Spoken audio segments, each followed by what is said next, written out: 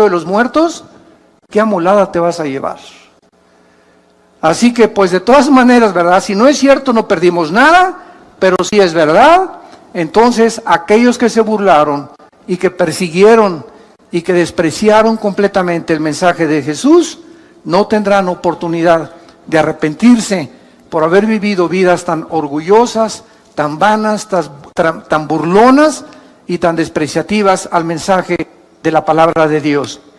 Muy bien, este juicio, como acabamos de mencionar, se llama el juicio del gran trono blanco y es el evento final antes de que entremos a la eternidad. Acabando este juicio, ya estuvimos 1000 años aquí en el mundo, viene el juicio, son lanzados al lago de fuego y de ahí entra Apocalipsis 21 y Apocalipsis 22, que se llama la eternidad.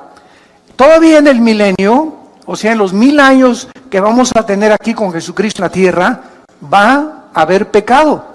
Todavía en el milenio va a haber muerte. Dice Isaías 65 que el pecador de 100 años será maldecido. Y vamos a vivir 1000 años, que es el mismo periodo de tiempo que se nos dio antes del diluvio universal.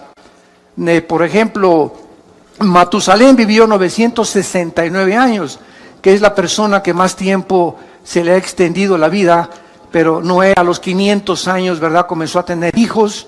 Entonces todo ese lapso de tiempo y de vida se detuvo después del diluvio por la maldad humana. Si con los 80 años que Dios nos da de vida, 70 años, miren nada más a dónde hemos llevado el mundo, estamos al borde de una tercera guerra mundial.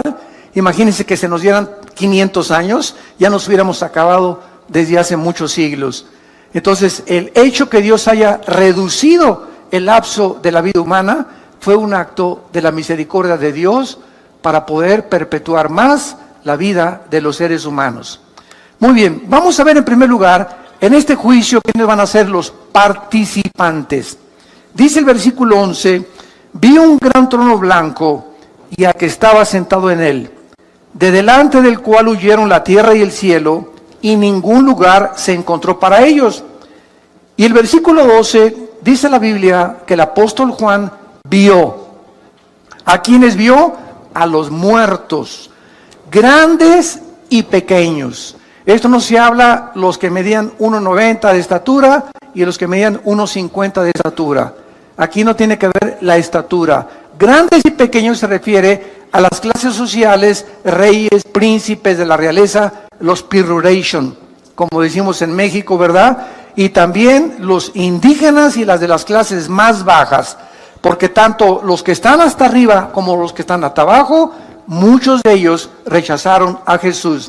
Entonces Juan vio que estaban todos ellos, y vean ustedes lo que dice, de pie ante Dios.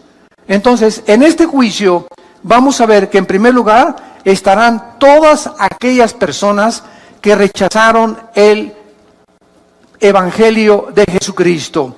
Si vemos rápidamente en Juan capítulo 5, versículo 25 en adelante, que Jesús dijo cuando estaba en el mundo, de cierto les digo, viene la hora, y ahora es, cuando los muertos oirán la voz del Hijo de Dios, y los que la oyeren vivirán.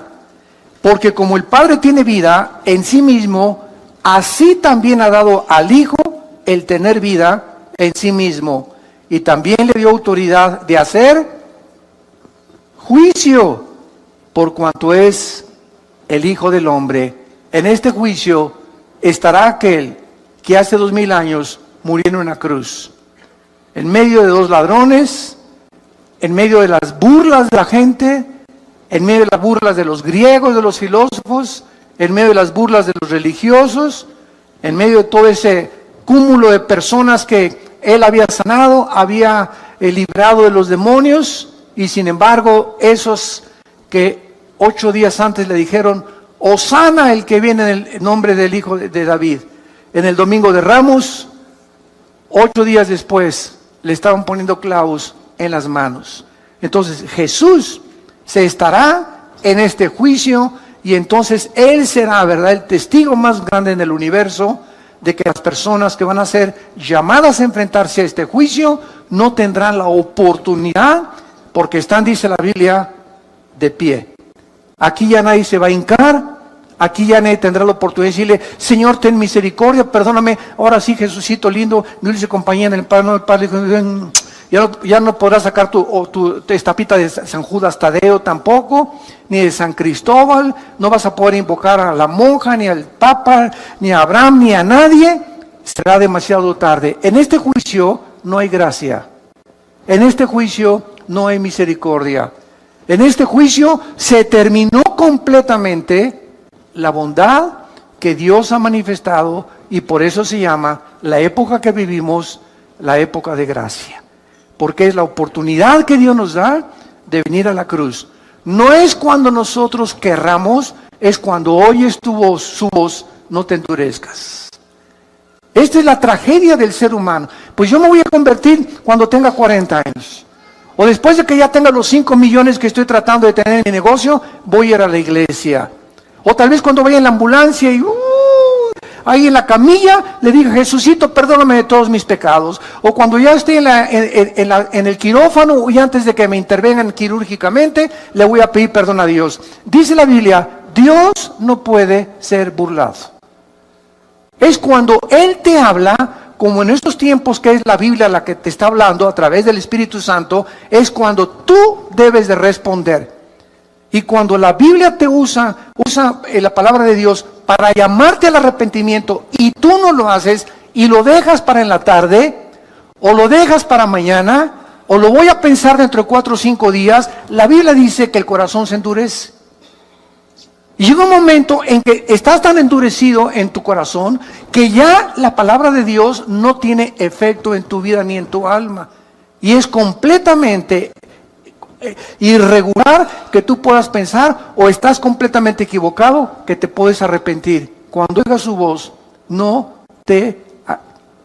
lo rechaces, no te endurezcas, porque el corazón se endurece muy fácilmente.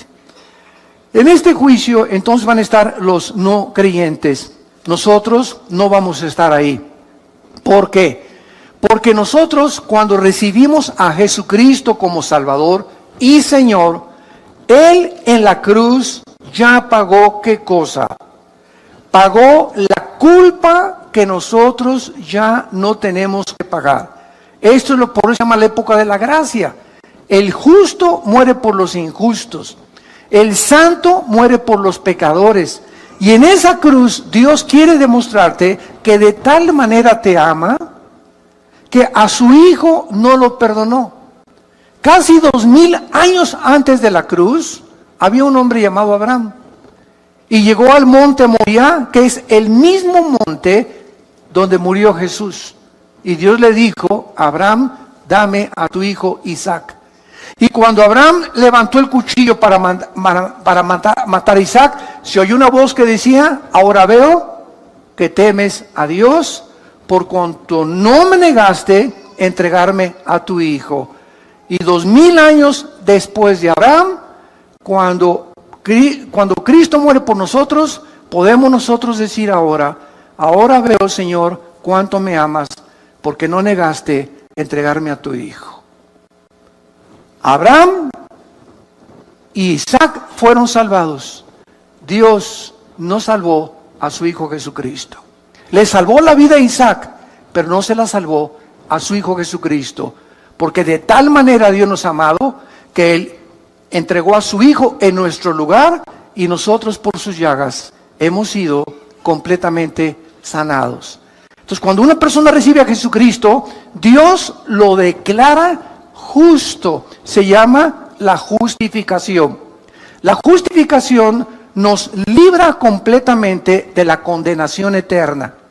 Después de la justificación viene la santificación, que es el proceso a través del cual estamos siendo librados del poder del pecado. Y después viene la santificación, donde seremos libres del poder del pecado cuando resucitemos. A ver si lo pueden apuntar. Justificación, santificación, glorificación. Son las 3 etapas de la salvación. Justificación, fuimos libres de la condenación del pecado. Romanos 8:1, el que está en Cristo, nueva criatura es, ninguna condenación hay para el que está en Cristo Jesús. Esta es la justificación. Toda persona que ha recibido a Cristo ha sido justificada, declarada inocente en el tribunal cósmico de Dios. Mientras viene Cristo, estamos siendo librados porque el pecado no fue erradicado de nosotros. Ahí está todavía dentro de nosotros el pecado, pero ya no tenemos la culpa cuando sea el juicio de pagar por ellos. Estamos siendo ahorita santificados o siendo libres de ese poder que ahora descubrimos y la maldad que hay en nosotros a través de nuestra comunión diaria y de nuestro contacto con la palabra de Dios. Esta es la palabra que se llama santo. Sean santos. Cada día trata de decirle no al pecado, no al pecado, no al pecado. Y mientras más rechaces el pecado en tu vida, más fuerza espiritual tienes dentro de ti y más poder de resistir las tentaciones. Todos aquellos que, pues ya caí otra vez en la tentación de la pornografía, y ya caí en la tentación del adulterio, y ya me acosté con mi novia y con mi novio, y ya otra vez volví a prender el cigarro, y ya me estoy emborrachando otra vez. ¿Por qué esa gente dice, ya volví a caer? Simplemente ve la semana pasada, las 3 semanas anteriores, o el mes antes a que tú has caído, cómo estuvo tu relación con Dios. Dejamos de hacer contacto con la Biblia, dejamos de asistir a la iglesia, dejamos de ir a los estudios bíblicos, comenzamos a debilitarnos interiormente. Y cuando enfrentemos la tentación, no tenemos fuerza para poder decirle, no me acuesto contigo, no me emborracho, no tomo esa droga, etcétera, etcétera, porque no tenemos el poder espiritual que Dios quiere que tengamos. Entonces, estamos siendo librados del poder del pecado y seremos libres hasta el tiempo de la resurrección. Ahora, esto es muy importante también. Cuando recibimos a Jesucristo, somos sellados por el Espíritu Santo. Efesios 1, 13 y 14. ¿Qué es un sello? Es espiritual, una impregnación que nos hace Dios con su Espíritu, que significa que le pertenecemos y que nos cuida. Hace muchos años, cuando yo vivía en un rancho, me acuerdo que nos levantamos a las 5 de la mañana a marcar a los becerros. Entonces, a las 5:30 de la mañana, agarramos un fierro calientísimo que lo poníamos ahí a calentar, y agarramos el becerrito o a la ternerita, y ¿qué le poníamos? La doble A, que era el símbolo, ¿verdad?, de la ganadería, o la S o el símbolo que sea. Y en ese momento ese becerrito crece y se hace vaca o se hace toro. Y si se brinca las trancas o se pierde y lo encuentra otro ganadero, ya no tiene por qué decir, ¿verdad?, es mío, porque está sellado, que implica propiedad y además protección. Los ganaderos honestos en aquel tiempo llegaban al rancho y, oiga, pues trae una troca, ¿verdad?, una pick-up, aquí nos encontramos la ternerita o la vaca, y veo que trae el sello de su ganadería, y nos los devolvían, o hacíamos lo mismo nosotros cuando se pasaban a nuestro terreno. Entonces, el sello siempre implica protección. Cuando Dios nos sella, los demonios, porque nadie lo puede ver, hay muchos cristianos que no son cristianos. Y solamente los demonios y los ángeles a nuestro alrededor saben quiénes de nosotros somos verdaderamente sellados. Entonces, cuando estamos sellados, Dios nos sella para que los mismos demonios, mientras estoy cerca del Altísimo y habito cerca de sus alas, soy protegido de los demonios, porque los demonios saben quiénes tienen al Espíritu Santo. Entonces, este sello nos guarda y nos protege del mal, mientras nos mantengamos en comunión con el Hijo de Dios. Número 2, cuando nacemos de nuevo o cuando recibimos a Cristo, en ese momento somos regenerados por el Espíritu Santo. En otras palabras, nuestra antigua vida es despertada, el foco que tenemos apagado con el cual nacimos, que es el Espíritu, se prende y comenzamos a venir a la Biblia y comienzo a entender la Biblia. Y algo de la Biblia me comienza a atraer, comienzo a tener hambre de la palabra de Dios, porque he nacido espiritualmente. ¿Por qué? Porque he sido regenerado por el Espíritu de Dios. Y en tercer lugar, somos bautizados con el Espíritu Santo. Durante muchos años se estuvo pululando por ahí o propagando que esto yo le considero una herejía, de que, a ver, pásenle aquí los que no han recibido el bautismo del Espíritu Santo. Espérame tantito, la cristiandad no está dividida entre los que tienen el bautismo del Espíritu Santo y los que no tienen el bautismo del Espíritu Santo. Si no tienes el bautismo del Espíritu Santo, no formas parte del cuerpo de Cristo. Y si no formas parte del cuerpo de Cristo, no eres cristiano. Entonces, ¿cómo puedes decirme a mí que recibo a Cristo como un niño cuando nace, pues nació sin páncreas? O le faltan los pulmones.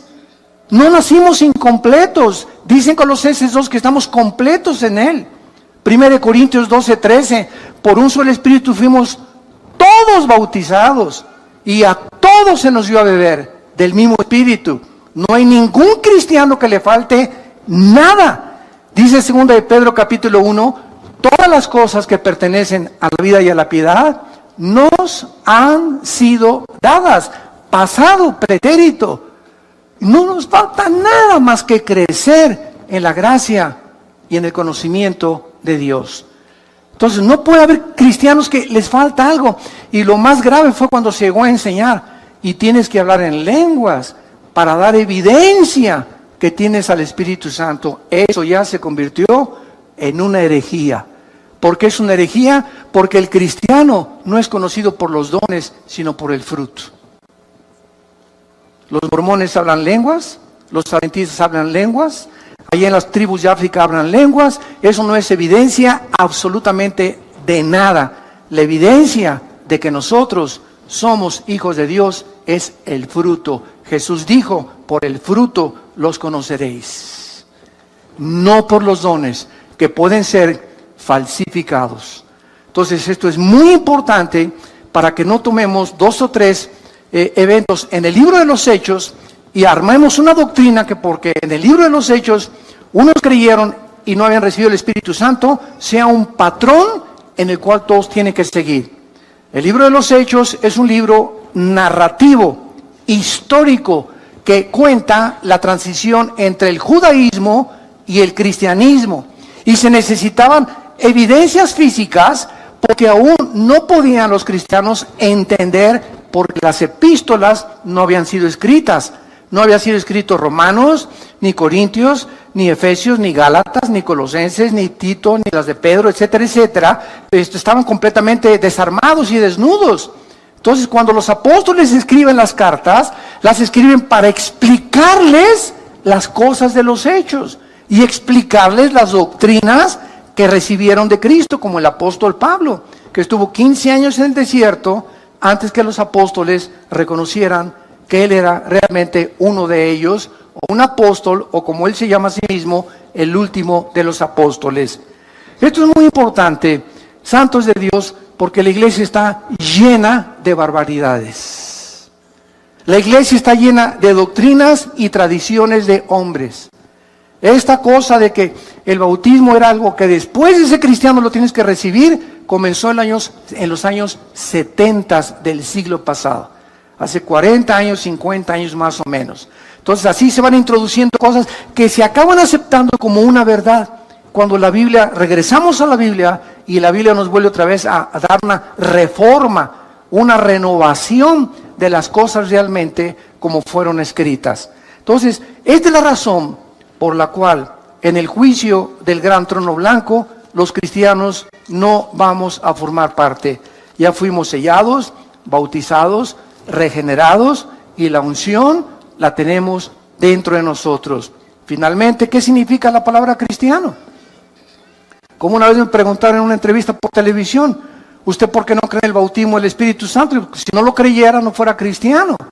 ¿Por qué? Porque dice 1 Juan capítulo 2, 21 en adelante, que la unción, ¿qué es la unción? El Espíritu Santo. ¿Sabe lo que significa la palabra cristianos o cristiano? Cristos, ungido. Anos, pequeño. ¿Quién es un cristiano? Una persona pequeña, ungida. Una persona que no importa el color de su piel, lo alto, lo grande, la condición cultural, es una persona que tiene la presencia del Espíritu Santo. Si tú no tienes la presencia del Espíritu Santo, puedes ser católico, evangélico, venir a Vida Nueva, bautizado, remojado, revolcado, como le quieras llamar, mormón, testigo de Jehová, ciencia cristiana. Ninguna iglesia nos hace cristianos. Nos hace cristianos el bautismo del Espíritu Santo. Y la palabra bautismo, ¿qué significa? La palabra bautismo significa identificar, amalgar, hacer uno con otra persona. Entonces, cuando recibimos a Cristo, el Espíritu Santo nos une al cuerpo de Cristo, nos amalga, nos funde, nos identifica. Y en ese momento somos parte de su cuerpo, de sus huesos y de su carne. Y Él es la cabeza. Entonces, esto es el bautismo del Espíritu Santo, la operación mediante la cual el Espíritu Santo nos funde, nos amalgama en el momento de la conversión. No mañana ni horas después, en el momento que le recibo como mi Señor y mi Salvador. Y de ahí en adelante, solo me hace falta crecer en la gracia y el conocimiento de Dios. Estamos completos en Él. No hay cristianos que tengan algo y cristianos que no tengan algo. O somos completamente cristianos por la presencia del Espíritu Santo y formar parte del cuerpo de Cristo, o no somos cristianos. Tan sencillo como es. Ahora, muy bien, pasemos en segundo lugar. ¿Cuáles son los propósitos de Dios para este juicio? En primer lugar, purgar el pecado del universo. Cuando Jesús termine de juzgar al mundo en su trono blanco, de ahí en adelante, después del trono blanco, vean lo que dice Apocalipsis, el pasaje que tenemos estudiando en el versículo 11 y 2. Vi un gran trono blanco y al que estaba sentado en él, delante del cual huyeron la tierra y el cielo. Ningún lugar se encontró para ellos. Vean ustedes que es en el tiempo de este juicio, cuando el cielo y el universo desaparecen para siempre. Los cielos y la nueva tierra no serán hasta después del milenio, después de este juicio. Es precisamente este juicio la culminación del programa profético de Dios. De ahí en adelante, después de este juicio, cielos y nueva tierra, donde ya no existe el pecado. Entonces, esta es la última cosa que hace Dios para purgar el pecado del universo. Y en este juicio estarán ahí todos los creyentes, todos los no creyentes, y verán el mundo que amaron, donde quisieron establecer sus propiedades, la fama, el éxito, la popularidad, ese mundo que pasa, que es vano, que es incierto, que es temporal, ese mundo donde ellos creían que podían triunfar, o donde pusieron toda su esperanza y toda su herencia, así, ¡puf!, desaparecerá con todo el universo alrededor. Por eso la Biblia nos manda en 1 de Juan, versículo 2, 15 al 17, amados míos, no améis al mundo. ¿No se contradice con que de tal manera amó Dios al mundo? Vemos aparentes contradicciones en la Biblia. Fue una muy buena pregunta que me hicieron.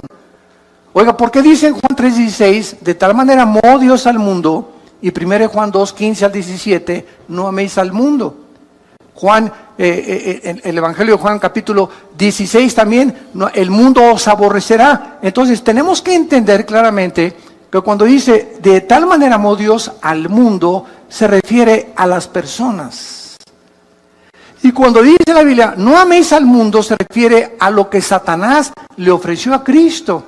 En Mateo capítulo 4, te ofrezco el mundo con su gloria, y la fama, y el poder, y el éxito, y el dinero, y todo. Tú no importa sobre quién pases, si quieres llegar a la cima y ser presidente o diputado, o tener una compañía, o ser el mejor deportista, o el mejor cantante. ¿Sabes una cosa? Que no te importe nada. Vende tu alma al diablo. Acepte el dinero que te estoy dando. El éxito y la popularidad que te voy a dar es lo que tú necesitas. Eso es el mundo. Los deseos de la carne, los deseos de los ojos y la vanagloria de la vida. Lo que el mundo nos quiere ofrecer es lo que nos manda Cristo, que no amemos.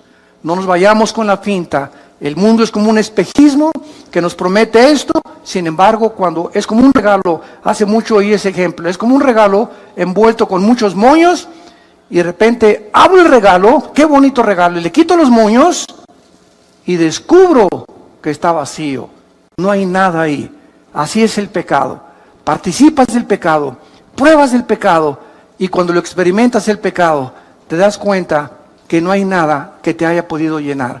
Sigues más frustrado, más amargado, más desilusionado, porque ese vacío solo lo puede llenar el Hijo de Dios. La mujer samaritana, la chulis, llevaba 5 maridos. Juan capítulo 4.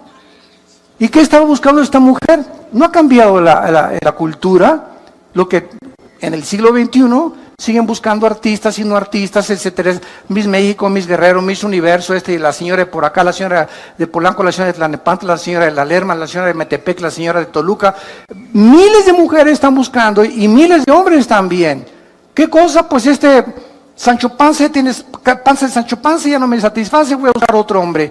Y voy a buscar otro hombre. Voy a buscar a alguien que me haga feliz. Pues esta señora ya tiene cara de Tonina Jackson, ¿verdad? Pues la voy a cambiar ya. Y voy a buscar a alguien más bonita, y así hay personas, un divorcio, 2, 3, 4, 5, 6. Esta mujer llevaba 5 divorcios. ¿Por qué? Dice la Biblia que era una mujer inmoral. Era una mujer que quería encontrar en los hombres, a descubrir un hombre que le hiciera feliz. Y Jesús le dijo, puedes seguir con esa misma trayectoria. Casarte con el 6, con el 7, con el 8, y vas a llegar a donde llegó la gran artista de cine de Hollywood, Elizabeth Taylor, que rompió el récord con 9 mariditos, la chulis. 9 maridos, uno tras otro, tras otro. Era tan bonita y tan preciosa esa artista que a ningún hombre con el cual se casó creyó que lo merecía.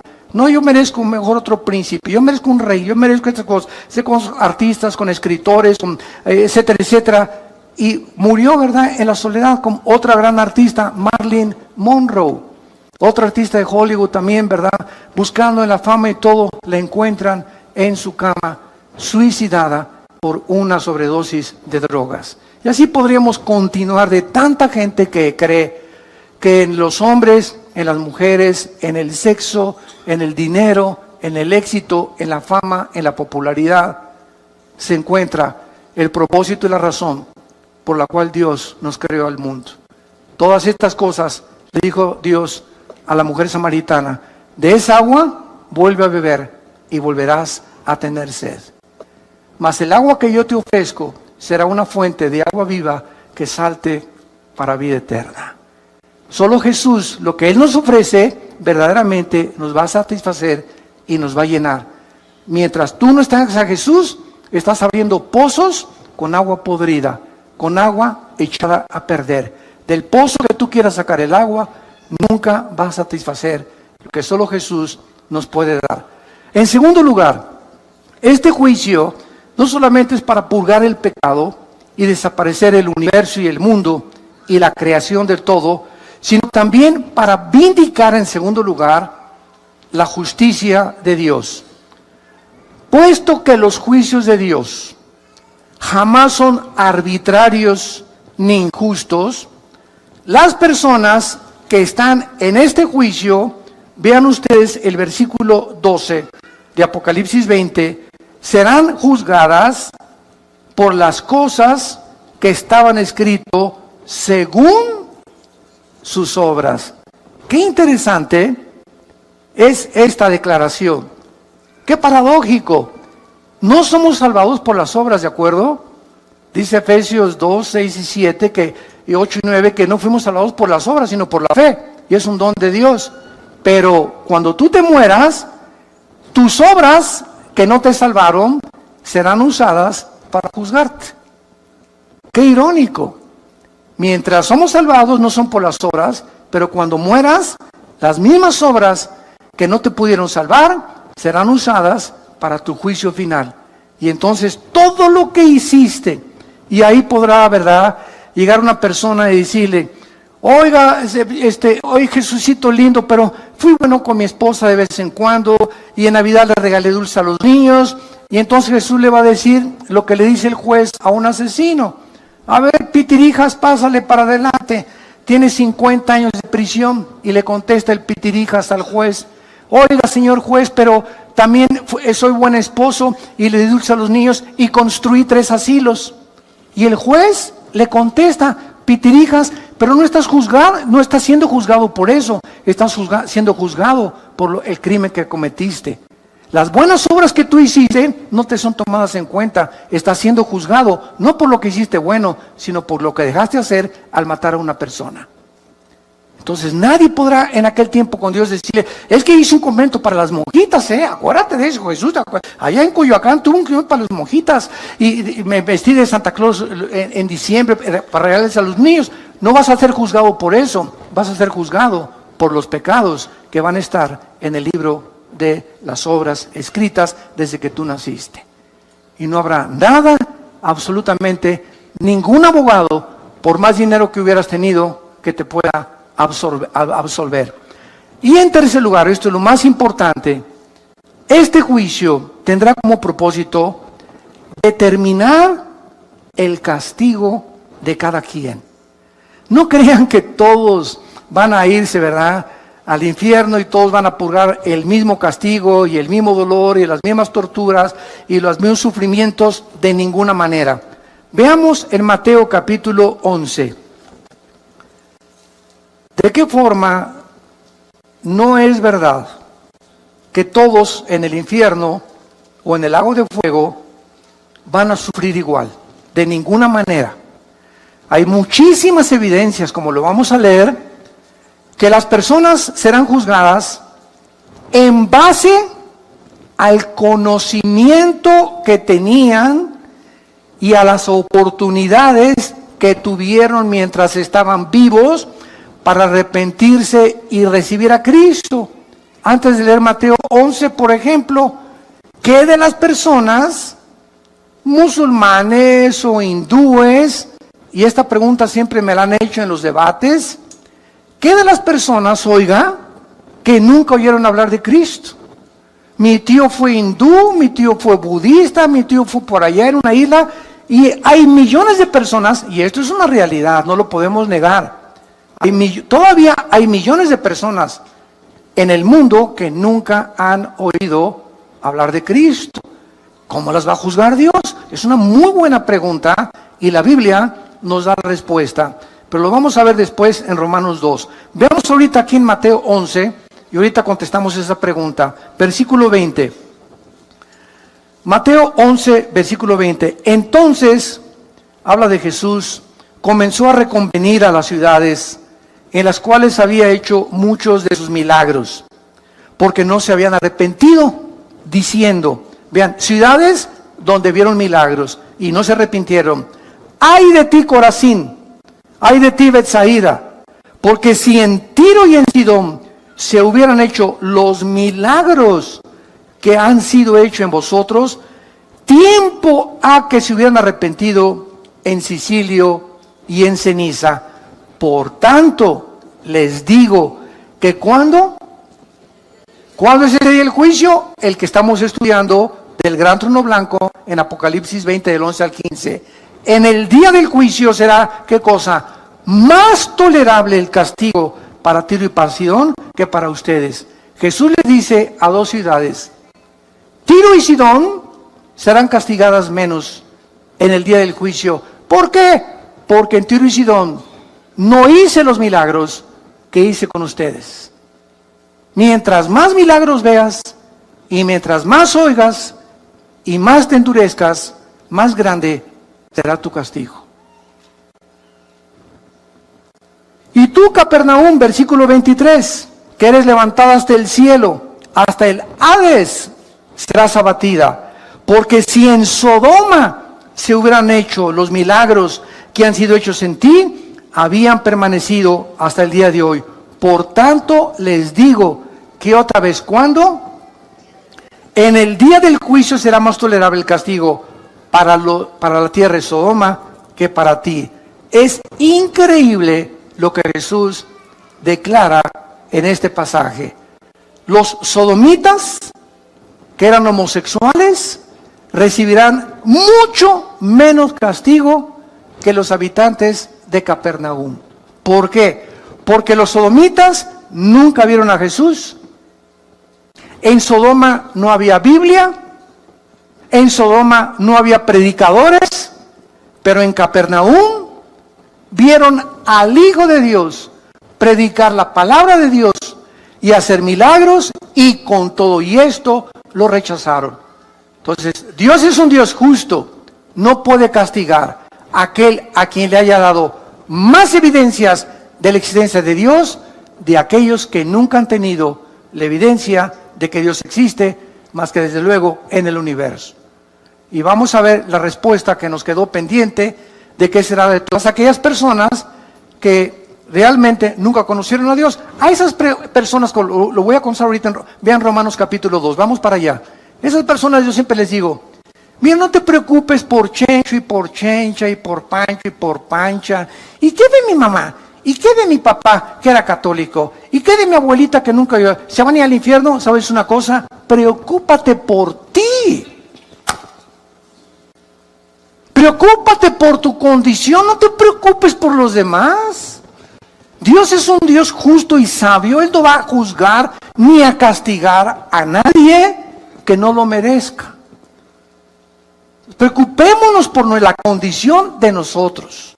En Romanos capítulo 2 el apóstol Pablo, de una forma magistral, describe claramente esta incógnita que existe y que la Biblia nos revela. Versículo 12 en adelante. Porque todos los que sin ley han pecado, sin ley también perecerán. Y todos los que bajo la ley han pecado, por la ley serán juzgados. Porque no son los oidores de la ley los justos ante Dios, sino los hacedores de la ley serán justificados. Porque cuando los gentiles que no tienen ley hacen por naturaleza lo que es de la ley, estos, aunque no tengan ley, son ley para sí mismos, mostrando la obra de la ley escrita en sus corazones, dando testimonio su conciencia y acusándoles o defendiéndoles sus razonamientos, en el día en que Dios juzgará por Jesucristo los secretos de los hombres. Vean lo que acaba Pablo de explicarnos. Nada más hay dos tipos de personas que han nacido en este mundo. Los que hemos tenido el privilegio, y acordémonos que después del privilegio vienen las responsabilidades, ¿verdad? Los que tenemos la oportunidad de haber tenido padres cristianos, o ustedes que tienen padres cristianos, o todos los que han asistido a las iglesias cristianas en el mundo entero y han oído la palabra de Dios. Por todo lo que has oído vas a ser juzgado. Por todo lo que tú has oído vas a ser juzgado. Y hay otras personas que no tienen Biblia, que nunca se les predicó. Estas personas que nunca tuvieron la oportunidad de oír lo que tú y yo hemos escuchado, es lógico que si Dios es justo, va a juzgar al que mucho se le da, mucho se le pedirá. Entonces, a nosotros que vivimos bajo la ley de Dios y conocimos la ley de Dios y conocimos el evangelio de su gracia, nos va a pedir 50 veces más que las personas que jamás oyeron de Dios ni de Cristo. Muy bien, ¿qué parámetro va a usar Dios con estas personas que nunca tuvieron Biblia ni oyeron de Cristo? Sus conciencias.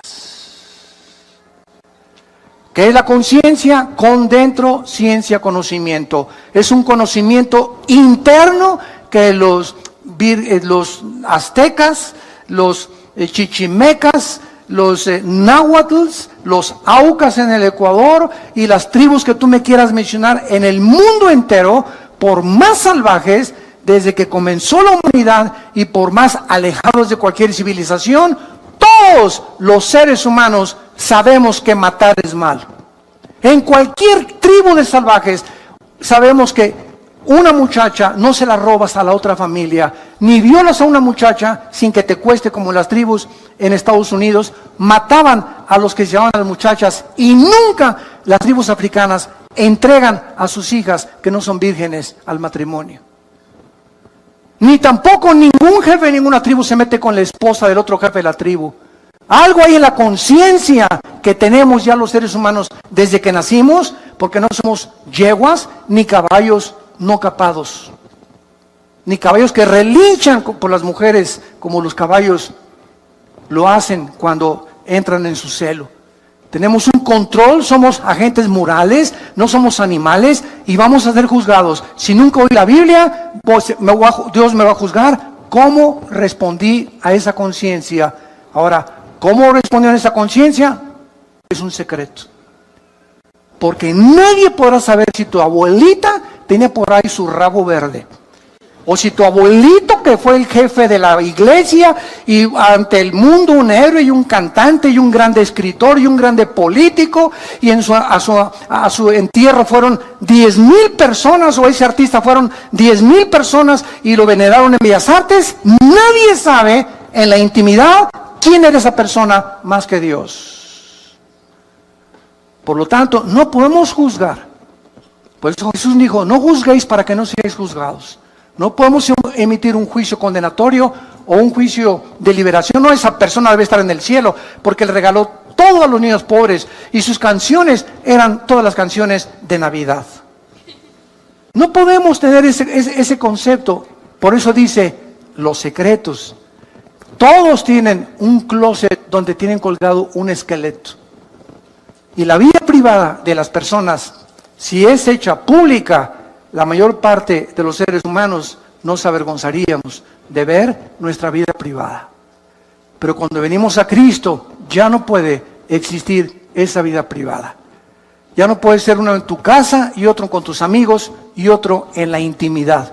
Sí, mi amor, te quiero con cuernos de oro y hago así cada vez que te veo. Y tienes un amante. Y robas y extorsionas y traficas, etcétera, etcétera, porque tienes 2, 3 clases de vida y esas son las que solo Dios conoce. Por esas vidas escondidas serán juzgados las personas que nunca oyeron hablar de Cristo. Entonces cada quien va a tener el castigo que merece según su conciencia si nunca hablaron de Cristo. Ahora vean también en Marcos capítulo 12, en penúltimo lugar, Marcos capítulo 12. Versículo 38 al 40, estas verdades que Jesucristo continúa confirmándolas. Dice Marcos 12, 38 al 40, y les decía en su doctrina, guardaos de los escribas, o sea de los religiosos, que gustan de andar con largas ropas y aman las salutaciones en las plazas y las primeras sillas en las sinagogas y los primeros asientos en las cenas, que devoran las casas de las viudas y por pretexto hacen largas oraciones. Estos recibirán mayor juicio, mayor condenación. Todos aquellos que se autonombraron líderes religiosos, no importa de qué religión haya sido, y que se hayan autonombrado puesto para dirigir a las personas y hayan explotado a sus semejantes y se hayan aprovechado de sus semejantes, lo mismo que políticos que toman un puesto político, ¿para qué? Para ayudar al pueblo, para sacar al pueblo, para levantar esa ciudad, para mejorar esa ciudad, para levantar esa república, para esa nación. Y al contrario de esto, exploten y roben. Y se apropien de aquello que es del pueblo, recibirán mayor condenación. Más grande será su juicio por el grande privilegio que Dios les permitió tener al sentarse como jueces, diputados, líderes religiosos, dictadores, presidentes de naciones.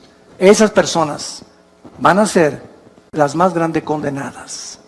Entonces nos damos cuenta que en este juicio, vamos a ver tus obras.